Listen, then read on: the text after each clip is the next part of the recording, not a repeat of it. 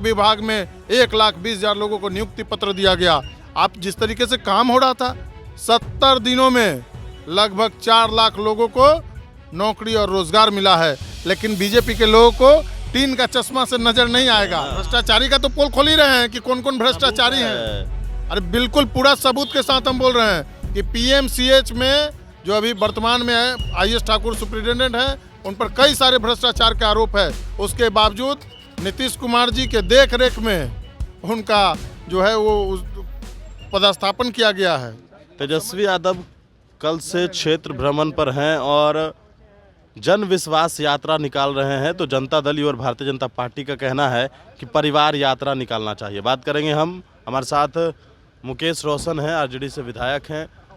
परिवार यात्रा निकालने की बात कर रहे हैं भारतीय जनता पार्टी के लोग और जेडीयू। देखिए, जनता के अदालत में न्याय के लिए जा रहे हैं और जनता ने जो विश्वास किया है अपने नेता पर, तो जन विश्वास यात्रा में हमारे नेता आदरणीय तेजस्वी यादव जी निकल रहे हैं।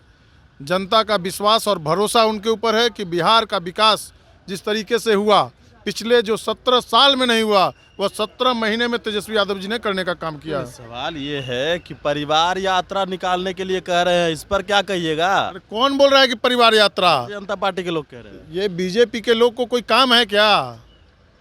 ये लोग को तो काम से तो कोई मतलब है नहीं। कहाँ गया 2 करोड़ लोगों को रोजगार देना था? 15 लाख रुपया कब मिलेगा?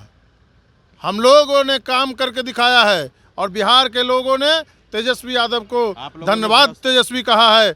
आपने देखा कि ऐतिहासिक गांधी मैदान से एक दिन के अंदर एक विभाग में 1,20,000 लोगों को नियुक्ति पत्र दिया गया।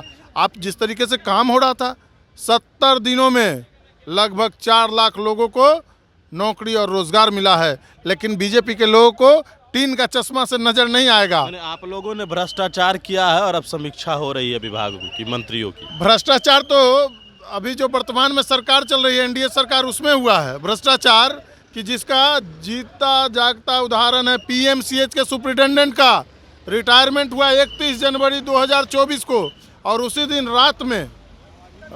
रात के अंधेरे में फाइल को मंगाया जाता है।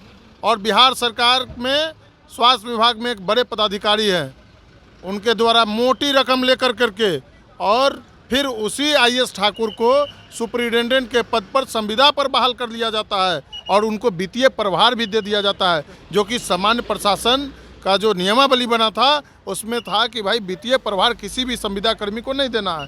उसके बावजूद पीएमसीएच का जो सुप्रिंटेंडेंट बने हैं उस पर कई सारे आरोप है, जाँच अभी लंबित है, उसके बावजूद उनका पोस्टिंग किया गया है संविदा पर। भ्रष्टाचारी है ना, आप लोग मान रहे हैं ना? भ्रष्टाचारी का तो पोल खोल ही रहे हैं कि कौन कौन भ्रष्टाचारी हैं।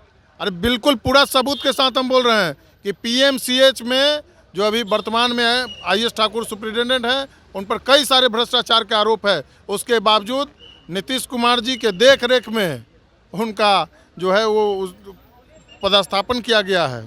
अब समझ जाइए कि नीतीश कुमार जी किस तरीके से कहते हैं कि न हम किसी को बचाते हैं न किसी को फंसाते हैं, तो आखिर जवाब तो देना चाहिए उनको। चलिए, मुकेश रोशन ने बड़ा खुलासा किया है। अब देखिए इस पर क्या कुछ होती है सरकार की। बड़ी इंफॉर्मेशन के साथ नमस्कार।